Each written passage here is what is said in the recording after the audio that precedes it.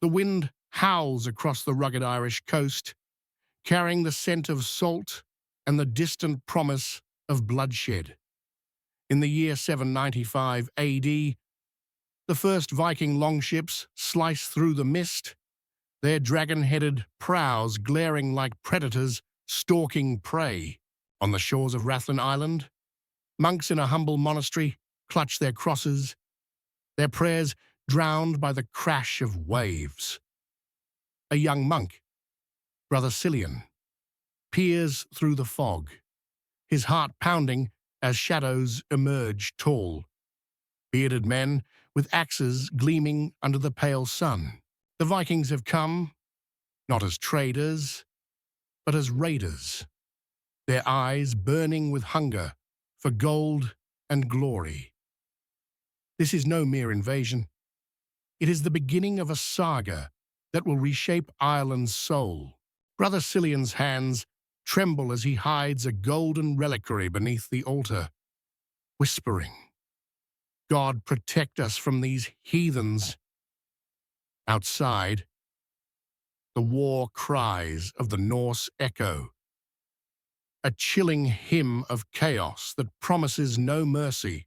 The monastery burns, its thatched roof collapsing in a shower of sparks, as the Vikings tear through sacred relics like wolves through a flock. Cillian's world crumbles, yet he wonders, who are these men, so fearless, so godless, that they defy the wrath of heaven? Across the sea, in a fjord-lit hall in Norway, a Viking chieftain, Olaf the Fierce, gazes at his men, their faces scarred and eager. "Ireland's riches are ours," he roars, his voice a thunderclap, "and its people will kneel or perish." Olaf's ambition is not mere greed. It is a quest for immortality, to carve his name into the sagas sung by skalds for generations. Ireland, with its fractured kingdoms and golden treasures, is the perfect stage for his legend.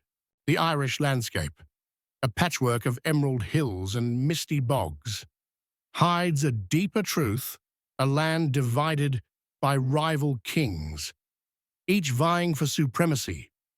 The Vikings, with their longships and cunning, exploit this chaos, turning brother against brother. In Dublin, a fledgling Viking settlement rises from the mud, its wooden palisades a defiant mark on Irish soil. Here, Norse traders and warriors mingle, their laughter mingling with the clink of stolen silver. Yet the Irish are not passive victims. In the hills, a chieftain, Mael Sechnaill, sharpens his blade, his eyes narrowing as he vows, "These foreigners will drown in their own blood." His heart burns with the pride of his ancestors. But pride alone cannot unite a fractured land. The Vikings' strength lies not just in their axes, but in their adaptability. They forge alliances with Irish lords, offering swords for gold. A Norse jarl, Ivar the Boneless, grins as he seals a pact with a minor king, whispering, "Together, we'll burn your rivals to ash." This is no simple tale of invaders versus natives. It is a chessboard of power, where loyalty shifts like the tides. Every alliance is a gamble, every betrayal a spark that could ignite a kingdom. Picture a stormy night in 837 AD, the River Liffey churning as a fleet of 60 Viking longships glides into Dublin's harbour. The sight is a nightmare made flesh, hundreds of warriors, their shields painted with ravens, ready to claim the land as their own.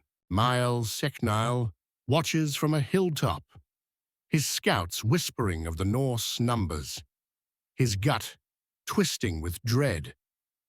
"They are too many," he mutters. Yet his resolve hardens. He will not let his people's legacy be trampled.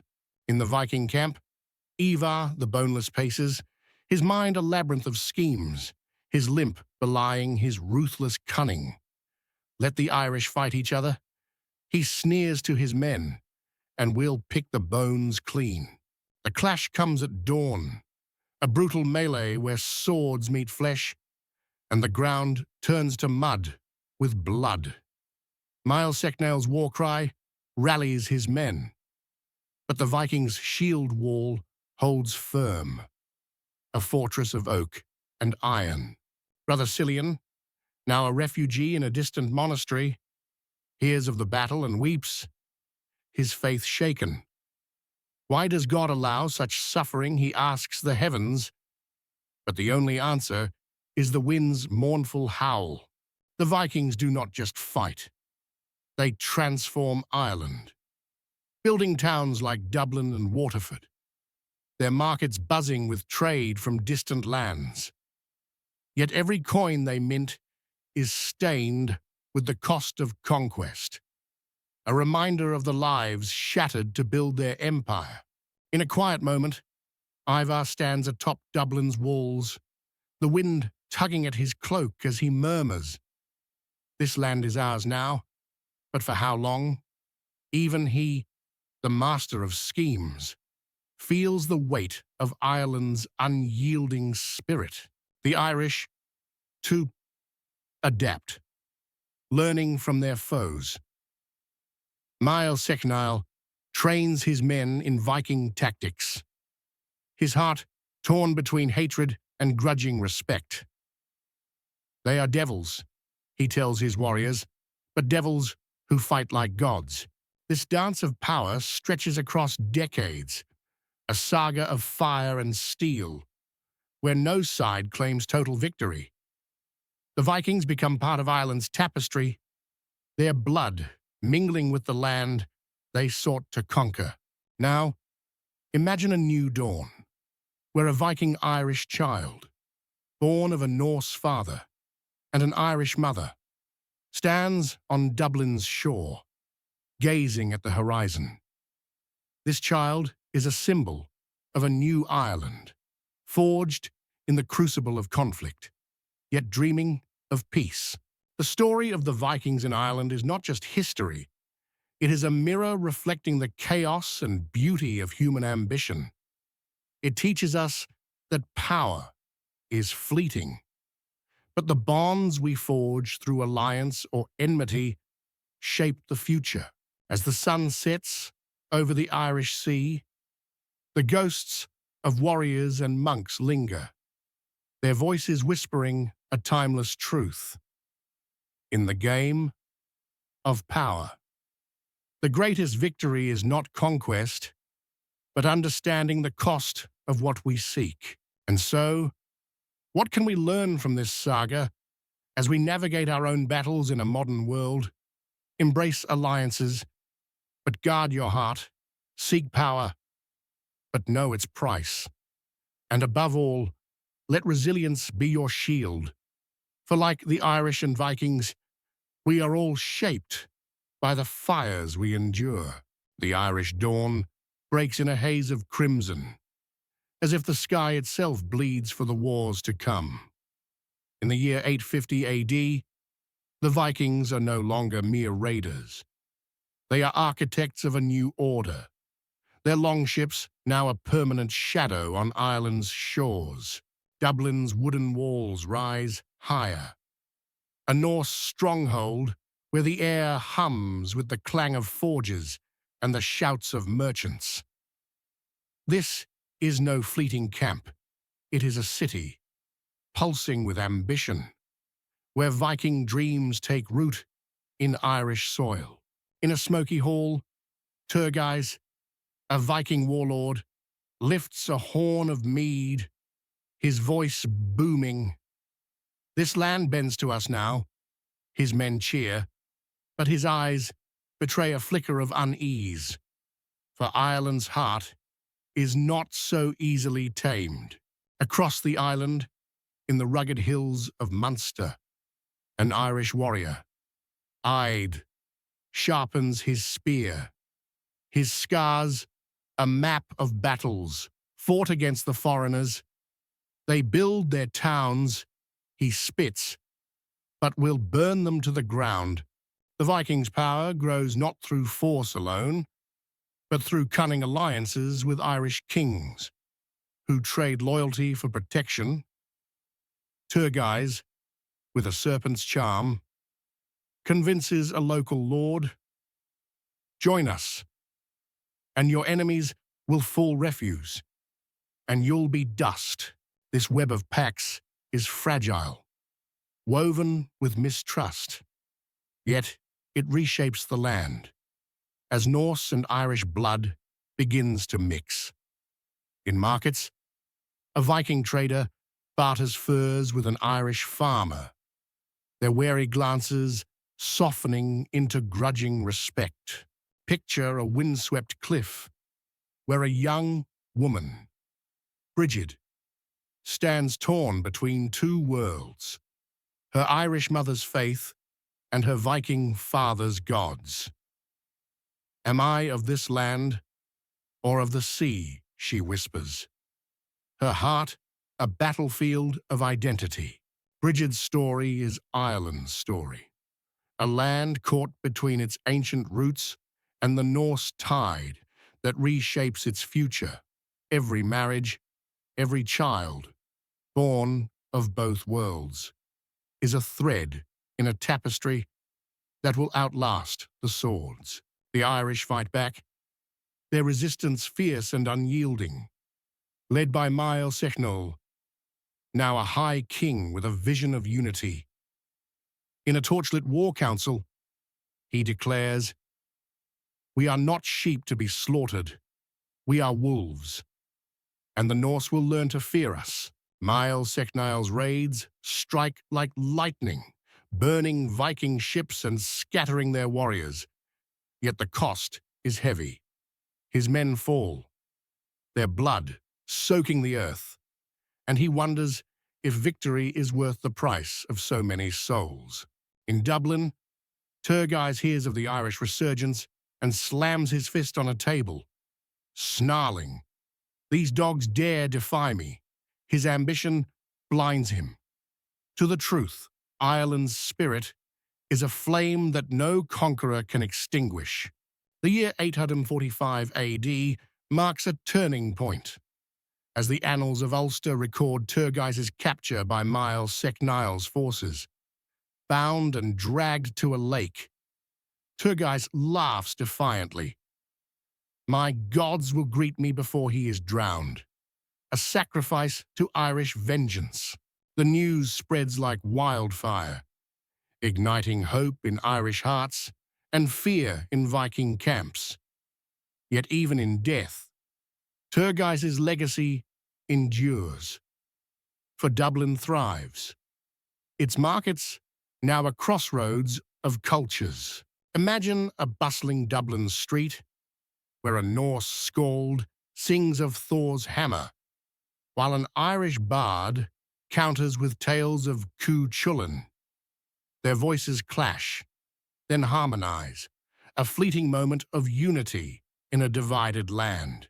The Vikings adapt, their leaders, like Olaf the White, forging new alliances, marrying Irish princesses to secure peace.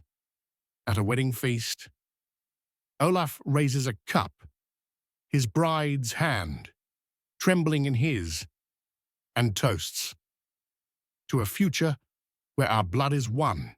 But peace is a fragile dream. Betrayal lurks in every shadow. As Irish lords plot against their Norse allies, Aed, the warrior, watches the wedding from afar, muttering, "This is no union, it's a trap waiting to spring."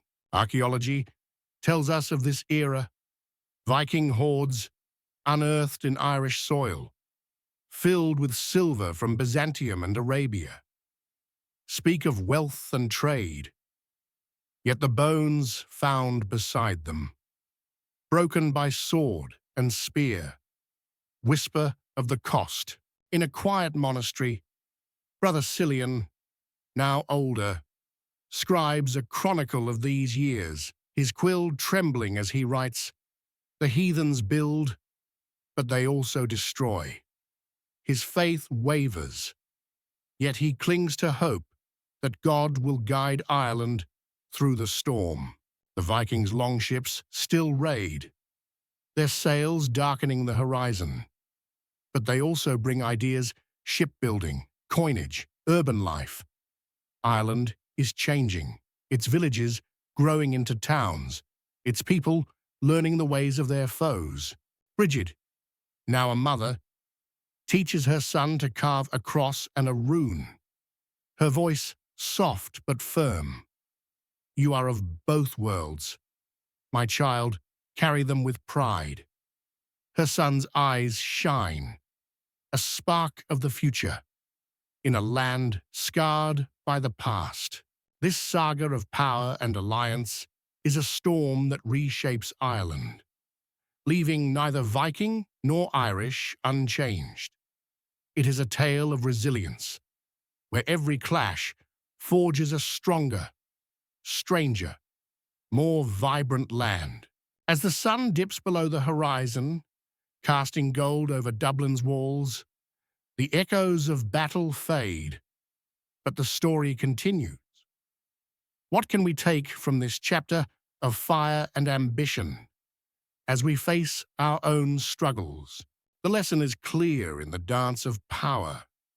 True strength lies not in domination, but in adaptation and understanding. Like the Vikings and Irish, we must learn to build bridges, even with those we once called enemies. For in unity we find our greatest victories. The Irish sky burns with the glow of 1,000 torches as the 10th century dawns over a land scarred by ambition.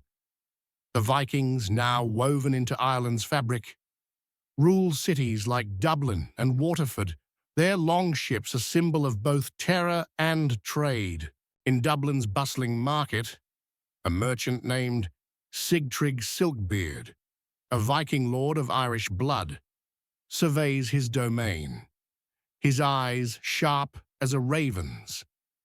"This city is mine," he murmurs, but the Irish wolves circle, hungry for its heart. Across the land, in the green hills of Munster, a new leader rises: Brian Boru, a warrior king whose name echoes like thunder. His voice, steady and fierce, rallies his men. "We will drive the foreigners to the sea, or make them kneel." Brian's ambition is not mere vengeance. It is a dream of a united Ireland, free from the Norse yoke. Yet he knows the cost of such a vision. Every step he takes is haunted by the ghosts of fallen warriors, their blood, a debt he must repay. Picture a windswept plain in 980 AD, where Brian's forces clash with a Viking-Irish alliance at the Battle of Tara. Swords flash under a storm-dark sky, and Brian's war cry cuts through the chaos. For Ireland, we stand as one. The battle is a crucible, forging Brian's legend as he defeats his foes, his blade dripping with the blood of those who dared defy him. Yet victory is bittersweet, for the land remains divided, its kings still bickering like crows over scraps. In Dublin, Sigtryg paces his hall, his mother, Gormfleth, a fiery Irish princess, whispering, "Brian is no mere king. He is a storm we cannot outrun." Her words sting, for she once loved Brian, and now her heart is a battlefield of loyalty and betrayal. Gormfleth's story is Ireland's story, a woman torn between her Irish roots and her Viking sons. Her choices shaping the fate of kingdoms. Her whispered schemes, like poison, set the stage for a war that will shake the island to its core. The Vikings, though powerful, are not invincible. Their cities thrive, but their grip weakens as Irish resistance grows. Archaeological digs in Dublin reveal silver hoards, but also burned walls, signs of raids that test Norse resolve. In a quiet moment, a young man, Eamon, born of a Viking father and Irish mother, stands on Dublin's walls, his heart torn. Am I Norse or Irish, he asks the wind, his rune-carved sword heavy in his hand. Eamon's question echoes through the land as children of mixed blood navigate a world where loyalty is a shifting tide. Their lives are proof that the lines between invader and native are blurring. Yet war cares little for such truths. By 1014, the stage is set for a reckoning, the Battle of Clontarf, where Brian Boru, now an old king, faces Sigtrig and his Viking allies. The dawn of April 23rd breaks over a field near Dublin, the air thick with the scent of salt and steel. Brian, his white hair streaming like a banner, prays before his army. His voice steady, God grant us strength, for today we fight for Ireland's soul. His men, a patchwork of tribes united by his will, raise their spears, their hearts ablaze with hope. On the Viking side, Sigtryg's ally, Brodir of Man, a mercenary with eyes like cold iron, snarls, "This old king will fall, and Dublin will be ours forever." His men, a fierce mix of Norse and Irish renegades, form a shield wall, ready to crush Brian's dream. The battle erupts, a maelstrom of blood and iron, where axes cleave flesh and screams drown the gull's cries. Brian's son, Mershad, fights like a lion, but falls, his last breath a whisper, "Father, we are free." Brian, too old to fight, watches from a hill, his heart breaking as his men die, yet his resolve is iron. When Broder's axe finds him in his tent, Brian's final words are defiant. "My work is done. Ireland lives." The annals of Ulster record Clontarf as a Viking defeat. But the truth is murkier. Sigtrig keeps Dublin, yet Brian's legacy unites Ireland like never before. The cost is staggering, thousands dead, their bodies carpeting the field, a testament to the price of power. In the battle's aftermath, Eamon wanders the carnage, his sword broken, his eyes wet with grief. "We fought for freedom," he whispers. "But what have we won? When so many lie dead, Dublin endures, its markets soon buzzing again. But the city is changed, more Irish than Norse. Its people a blend of both worlds. Excavations at Woodkey reveal Christian crosses alongside Thor's hammers, symbols of a new identity. Imagine a young girl, our wife, Eamon's sister, standing by the Liffey, carving a stone with both a cross and a rune.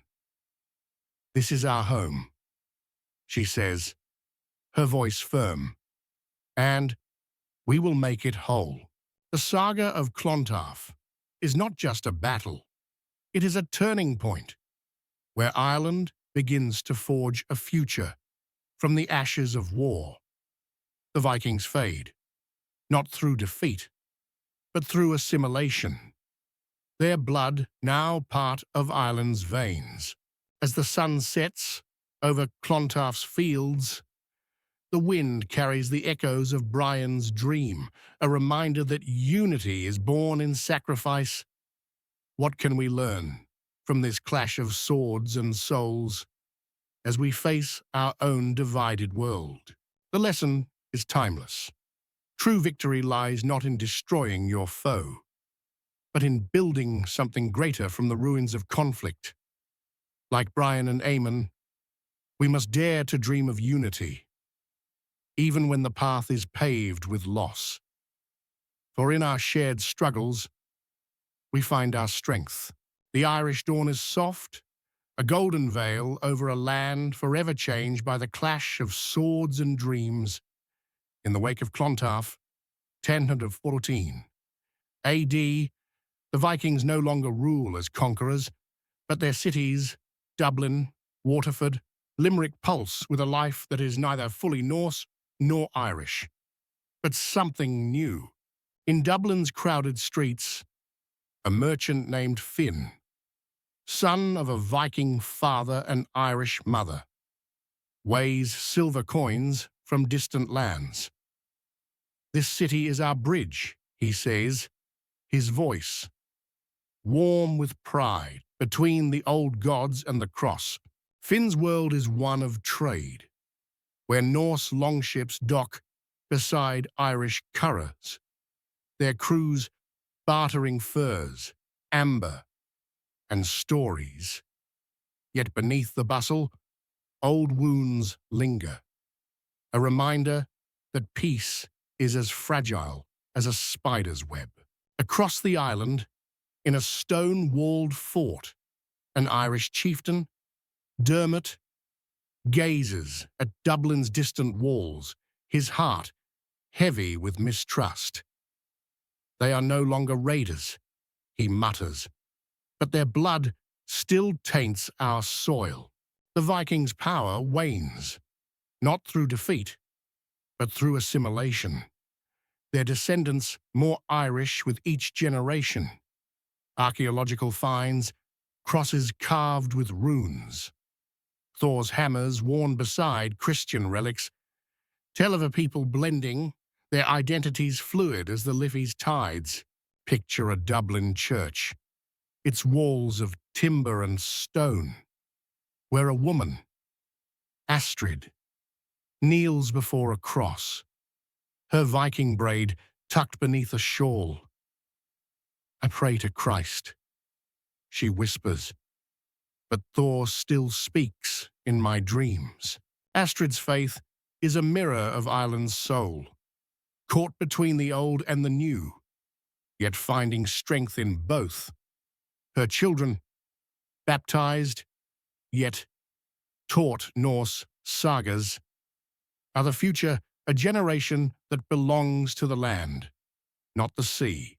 The annals of Ulster note fewer Viking raids in the 11th century, as Dublin becomes a hub of commerce, not war.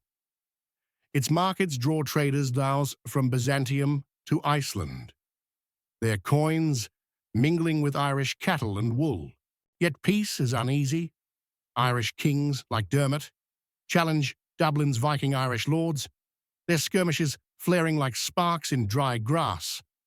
In 1052, Dermot sacks Dublin, his warriors torching homes.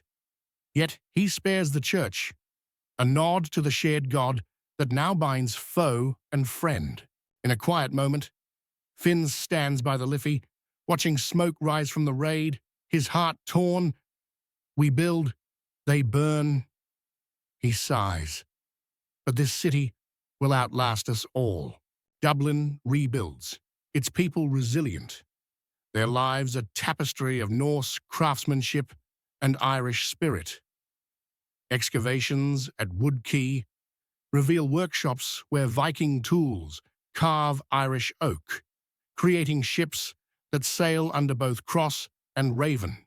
Imagine a festival in Waterford, where a skald and a bard share a stage, their tales of Odin and Finn McCool, weaving a single story.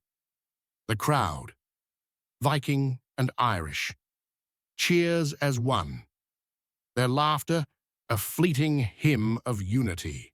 The Viking legacy is not just in stone or silver, but in the blood of Ireland's people. Their surnames, O'Rourke, McManus, echoing Norse roots.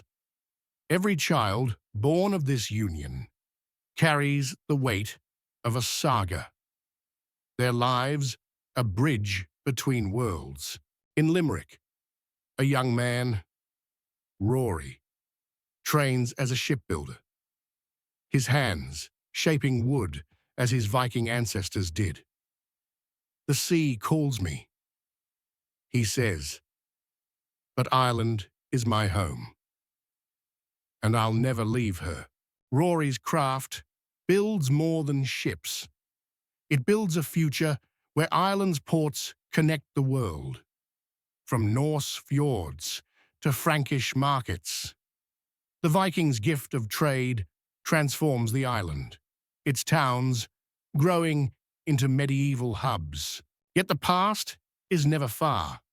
In a monastery, an aging monk, Brother Declan, scribes the tale of Clontarf, his quill pausing as he murmurs, "The heathens became us, and we became them." His words, inked on vellum, are a testament to a land reborn. The 12th century looms, and with it, new invaders, Normans, whose steel will test Ireland's resilience anew. But the Viking-Irish cities stand firm, their walls a legacy of a people who learned to bend, not break. Picture a young girl, Siobhan, standing atop Dublin's walls, her eyes tracing the horizon where long ships once sailed. "This is our story," she whispers, "and we'll write its next chapter."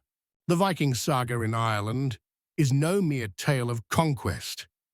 It is a journey of transformation, where fire and blood forged a stronger, stranger land.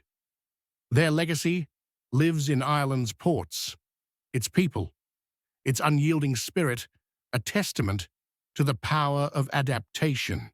As the sun dips below the Irish Sea, casting shadows over Dublin's stones, the voices of Viking and Irish ancestors linger, urging us to look forward. What wisdom can we draw from this chapter of resilience and renewal as we navigate our own turbulent times? The lesson is clear in the face of change. We must embrace the unknown, blending old and new to build something enduring. Like Finn and Siobhan, we find strength in our shared roots, forging a future that honors the past while reaching for the stars. The Irish horizon glows with the promise of a new era, yet the echoes of Viking longships still linger in the wind. By 1170, the Norse legacy is etched into Ireland's soul, their cities and bloodlines a testament to a saga of fire and renewal. In Dublin's thriving port, a trader named Liam, a descendant of Viking and Irish ancestors, unloads barrels of wine from Normandy. "This city is our heart," he says, his voice steady. But new shadows approach, and we must stand ready. The Normans, armored in steel and ambition, land at Bannow Bay in 1169, their banners snapping in the breeze. Led by Richard de Clare, called Strongbow, they come not as raiders, but as allies to an Irish king, Dermot MacMurrough, whose hunger for power invites a storm. Picture a windswept hill where Dermot greets Strongbow, his smile thin as a blade.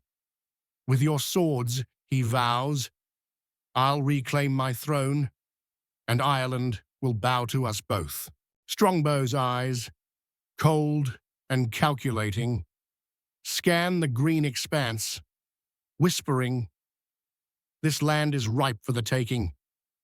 His heart beats with the promise of conquest, unaware that Ireland's spirit will test his steel. The Normans sweep through Wexford, their crossbows and castles a new kind of terror. Yet they build on Viking foundations. Dublin, once a Norse stronghold, now flies Norman flags, its walls reinforced with stone, a symbol of shifting powers. In a quiet monastery, Brother Seamus, an aging scribe, watches the Norman knights ride past, his quill trembling. First the Vikings, now these foreigners. He murmurs, yet Ireland endures, as eternal as the sea. Seamus's chronicles, preserved in vellum, tell of a land transformed by centuries of struggle, where Viking towns became Ireland's lifeline. Archaeological digs at Christchurch reveal Norse coins beside Norman swords, proof of a layered legacy. Liam, in Dublin's market, feels the weight of a change, his Viking-Irish blood stirring with defiance. We've faced raiders before, he tells his wife, and we'll outlast these Normans, too. His wife, Aisling, a weaver whose tapestries blend Celtic knots with Norse ravens, nods fiercely. Our story is in these threads, she says, and no invader can unravel it. The Normans do not destroy the Viking-Irish world. They reshape it, their feudal laws mingling with Irish customs and Norse trade networks. Waterford's walls, built by Vikings, now guard Norman lords. Yet the city's heart remains Irish. Imagine a feast in Limerick, where a Norman knight raises a cup beside a Viking-Irish chieftain, their laughter strained but hopeful. To peace. The knight toasts, but the chieftain's eyes warn. Only if you respect our ways, the annals of the Four Masters record the Norman arrival, noting their victories, but also their marriages with Irish and Viking-Irish families. These unions, like strongbows to our wife. Dermot's daughter, weave new threads into Ireland's tapestry. A wife, a warrior princess with her mother's fire, stands by strongbow, her heart torn between love and loyalty. I am Ireland, she declares, and you will learn to honor her, or you will fall. Her words echo through the centuries, a reminder that Ireland absorbs its invaders, bending them to its will.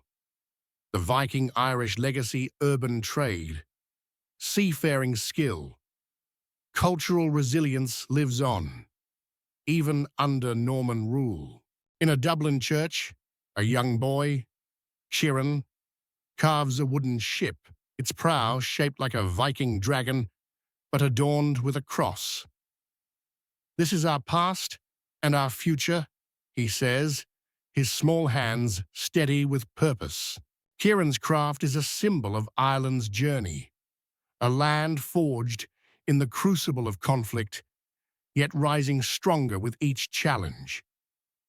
The Vikings taught Ireland to build, to trade, to adapt, and those lessons endure in every port and stone. The 12th century closes, and Ireland stands at a crossroads, its Viking-Irish roots a foundation for a medieval future. The Normans, like the Vikings before them, become part of the land, their blood mingling with the island's ancient veins. Picture a twilight over the River Shannon, where Aisling stands, her tapestry complete, its patterns telling the saga of a people unbroken. We are Ireland, she whispers, and our story will never end. This Viking saga is more than history. It is a mirror reflecting the resilience of the human spirit, the power of unity in the face of division. From raiders to builders, from foes to kin. The Vikings and Irish wove a legacy that still shapes the Emerald Isle. As the stars emerge over Ireland's hills, the voices of Liam, Oif, and Kieran blend with the wind, urging us to reflect on their journey. What can we learn from this epic of struggle and synthesis as we face our own battles in a fractured world? The lesson is profound. Our greatest strength lies in embracing change, weaving the old with the new to create something enduring. Like Ireland's people, we must build bridges across divides, honor our roots, and craft a future that shines with the courage of those who came before. The Irish dawn sparkles over Dublin's modern skyline, where glass towers rise above streets once trod by Viking boots. In 2025, the legacy of the Norse and Irish saga lives on, not in battle cries, but in the stones, stories, and blood of a nation that remembers its past. In the National Museum of Ireland, archaeologist Dr. Siobhan Kelly brushes dirt from a Viking coin, its raven emblem glinting under fluorescent lights. "This is more than metal," she says, her voice alive with wonder.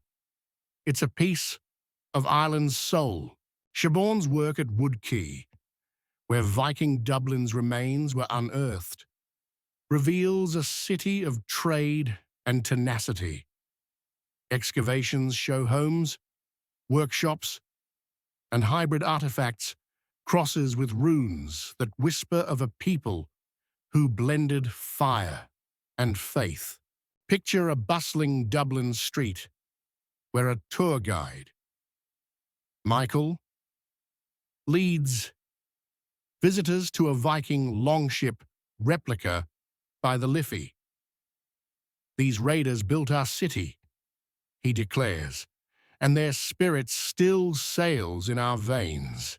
Michael's words ring true. Genetic studies reveal that 20% of Irish DNA carries Norse traces, a silent legacy of marriages and minglings long ago. Every red-haired, blue-eyed Dubliner might unknowingly bear the mark of a Viking ancestor. Across the island, in Waterford, the Viking Triangle hums with tourists exploring a reconstructed longhouse. A local, Ain, dressed as a Norse weaver, spins wool and laughs. "I'm channeling my great-grand Viking." Ain's pride is part of Ireland's embrace of its past, seen in festivals like Dublin's Viking Invasion, where reenactors clash shields under cheering crowds. The air fills with the clang of steel and the scent of wood smoke, a living echo of 9th-century battles. In a quiet moment, Siobhan stands at Clontarf, where Brian Boru fell, her eyes tracing the field, now dotted with joggers and gulls. "This is where Ireland was forged," she murmurs, "in blood. Yes, but also in courage." The Archaeological Journal notes that Viking sites, from Dublin to Limerick, yield treasures, silver hoards, ship nails, amber beads that prove Ireland was a hub of global trade. These finds are not just relics, they're proof of a people who connected worlds. In a Dublin pub, a musician, Sean, strums a tune, blending Celtic reels with Norse scales, his lyrics telling of longships and shamrocks. "We're all children of this land." He sings, Viking-Irish, one beating heart. Sean's music reflects Ireland's modern identity, a nation that celebrates its complexity, from Viking roots to Norman walls, to Celtic spirit. Museums like Dublinia draw thousands, their exhibits weaving sagas of raiders and kings into a single story. Imagine a festival at Howth, where a young girl, Saga, paints a shield with a raven and a cross, her laughter bright. "This is for my ancestors," she says, "all of them, from the sea and the hills." Saga's shield is Ireland's shield, a symbol of a land that has always absorbed its invaders, turning strangers into kin. The Viking legacy lives in Dublin's port, Waterford's crafts, and the resilience of a people who never bowed. Yet not all is celebration. Some Irish, like historian Brendan, question the glorification of Viking raiders. "They brought pain," he says, his voice sharp, "and we must remember the monasteries they burned." Brendan's caution is a reminder that history is no simple tale. It demands we honour both the builders and the broken. The annals of Ulster record Viking raids alongside their later trade, a duality Ireland embraces with open eyes. In a lecture hall, Siobhan speaks to students, her slides showing Viking graves beside Irish clochán. "This is our story," she urges, "a saga of conflict and creation that teaches us who we are." Ireland's Viking heritage is global, too. Tourists from Norway visit Dublin, tracing their ancestors' paths, while Irish festivals draw crowds from America to Australia. The saga that began with longships now unites the world, a shared thread of human ambition. Picture a sunset over the Irish Sea, where Michael stands, his tour done, gazing at the horizon. "The Vikings came. They changed us," he whispers, "and we changed the world." This saga, from raiders to kin, is Ireland's heartbeat, a story of resilience, adaptation, and unity that echoes through centuries. It reminds us that our past, however turbulent, shapes a future we can craft with hope. As the stars rise over Dublin's spires, the voices of Siobhan, Saoirse, and Sean blend with the wind, calling us to reflect on their legacy. What can we take from this epic of transformation as we navigate our own divided, ever-changing world? The lesson is eternal. We are all heirs to a complex past, and our strength lies in weaving its threads, painful and proud, into a future that embraces all we are. Like Ireland, we must honour our roots, bridge our divides, and build a world where every voice, like a Viking sail or an Irish harp, finds its place in the song.